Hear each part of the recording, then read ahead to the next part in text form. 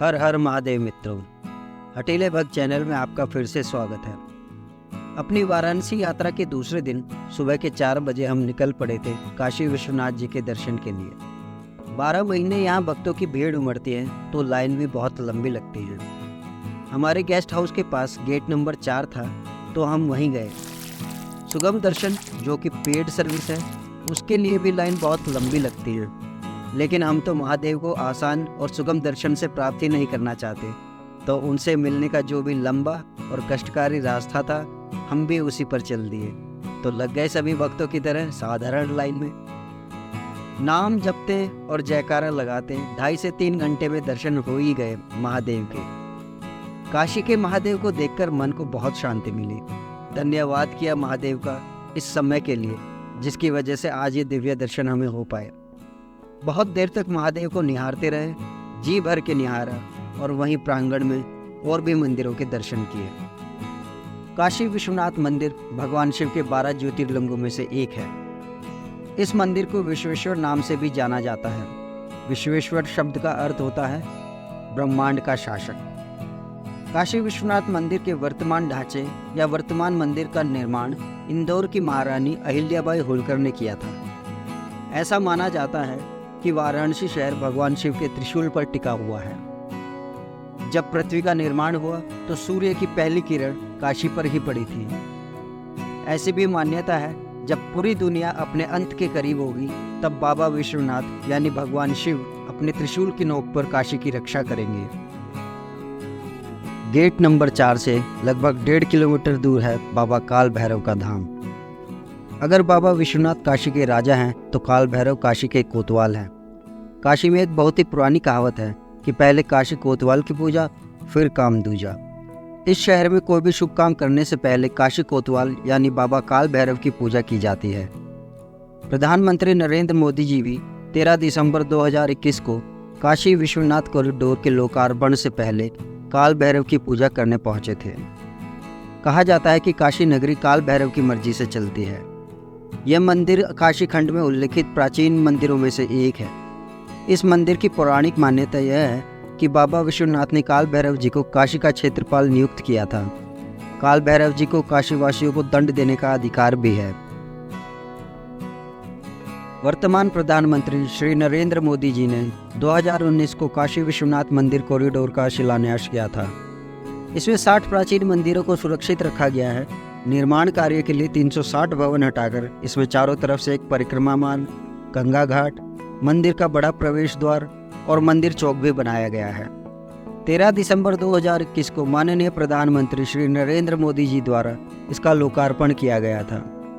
बाबा के धाम में 3 यात्री सुविधा केंद्रों में श्रद्धालुओं को अपना सामान सुरक्षित रखने, बैठने और आराम की सुविधा मिलने की सुविधा की गई है। यहाँ बड़े बड़े फूड कोर्ट का निर्माण भी किया गया है। पहले जहाँ सिर्फ सकरी गलियाँ थी, वहीं अब विश्वनाथ धाम में प्रवेश करने के लिए 4 विशाल द्वार बनाए गए हैं। सुरक्षा के लिए हाईटेक कंट्रोल रूम बनाया गया है। पूरे धाम क्षेत्र में सुरक्षा की दृष्टि से CCTV कैमरे भी लगाए गए हैं। धाम में आपातकालीन चिकित्सा सुविधा से लेकर एम्बुलेंस तक की व्यवस्था की गई है।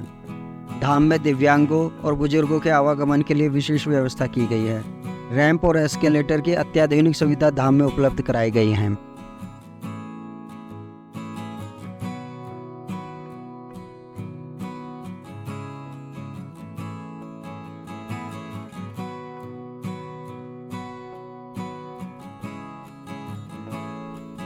काशी खंड में माता दुर्गा के 9 रूप की पूजा की महिमा लिखी है। 9वें दिन भक्त सिद्धिदात्री अथवा सिद्धेश्वरी माता की पूजा अर्चना करते हैं। माँ सिद्धेश्वरी सभी सिद्धियों की देवी हैं। पुराणों में भी अनेक सिद्धियों का वर्णन मिलता है। देवी पुराण के अनुसार भगवान शिव ने भी सिद्धिदात्री माता से ही सिद्धियाँ प्राप्त की थी। यही मंदिर में स्थित है अति प्राचीन चंद्रकूप और चंद्रेश्वर लिंग। इस कूप का इतिहास गंगा के धरती पर आने से पहले का है। इसे कभी सूर्यपुत्र यम ने बनवाया था।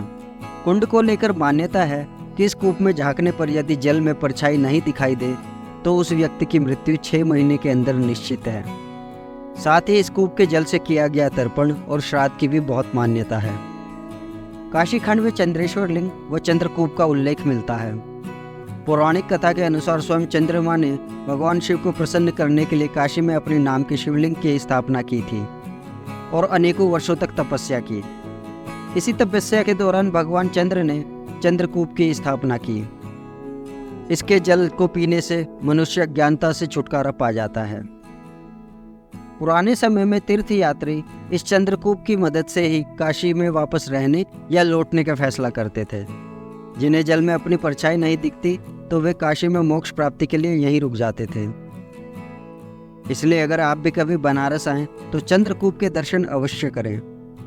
हम उम्मीद करते हैं कि कुएं के पानी में आपको अपनी परछाई अवश्य दिखाई देगी।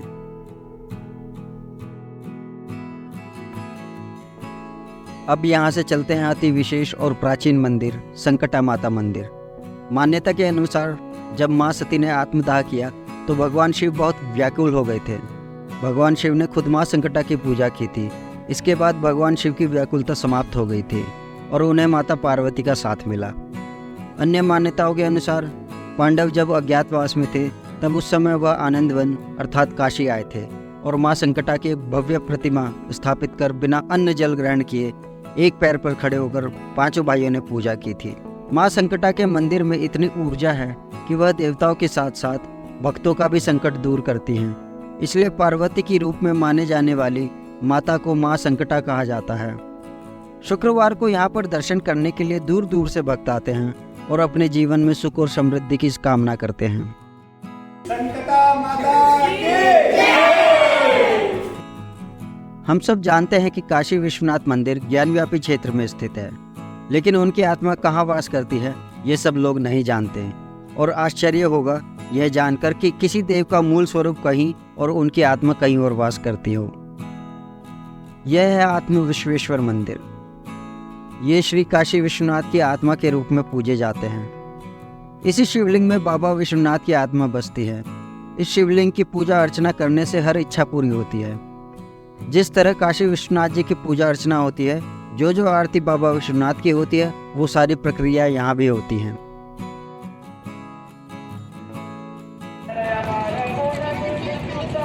बोल शंकर भगवान की।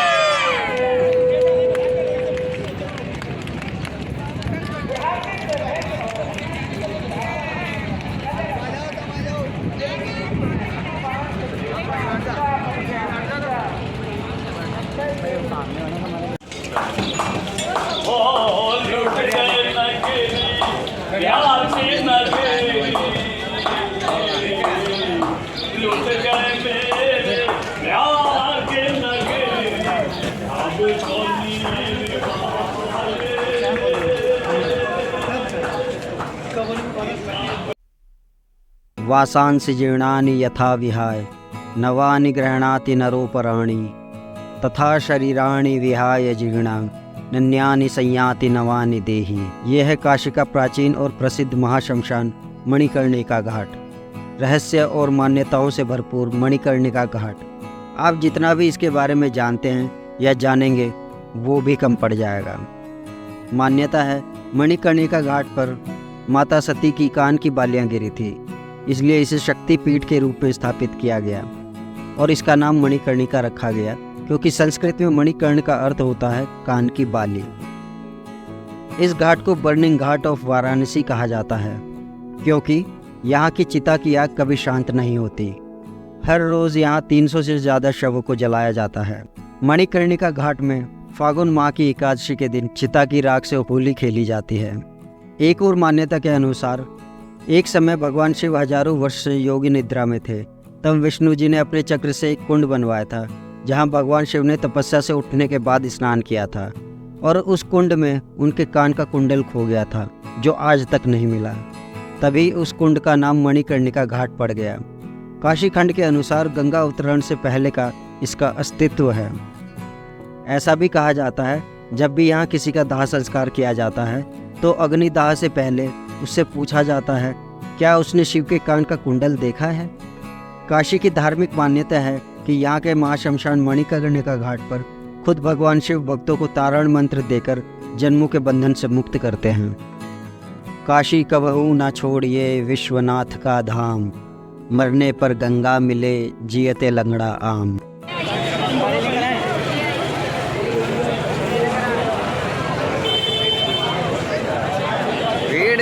भाई साहब भीड़।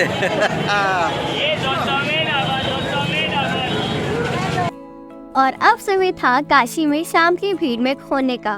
वैसे तो हमने यहाँ की अधिकतर खाने पीने की चीजें पहले ही ट्राई कर ली थी, लेकिन इस शाम की चटपटी चाट अभी बाकी थी। तो हम पहुँचे काशी चाट भंडार।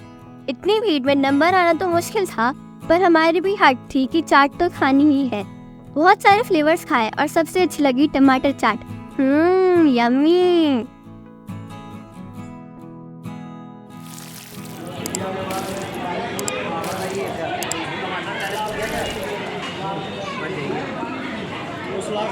यूं तो समेट लाए हर चीज काशी से, मगर धागे तुम्हारे नाम के बरगद पे ही रह गए। अब महादेव से आज्ञा लेकर हम बढ़े बनारस स्टेशन की ओर। पता नहीं क्यों, पर काशी विश्वनाथ के दर्शन मुझे अभी भी अधूरे लगे। मंदिर में विराजमान नंदी महाराज की पीड़ा शायद हम ना जान पाएं, लेकिन इतना तो हम जानते हैं कि अपने महादेव से मिलने के लिए नंदी जी का इंतजार बहुत लंबा हो गया है। आशा करता हूँ नंदी जी और भक्तों का महादेव से मिलने का इंतज़ार जल्दी ही ख़त्म होगा। इसी आशा से आपसे थोड़ी देर के लिए विदा लेते हैं, फिर मिलेंगे। हर हर महादेव।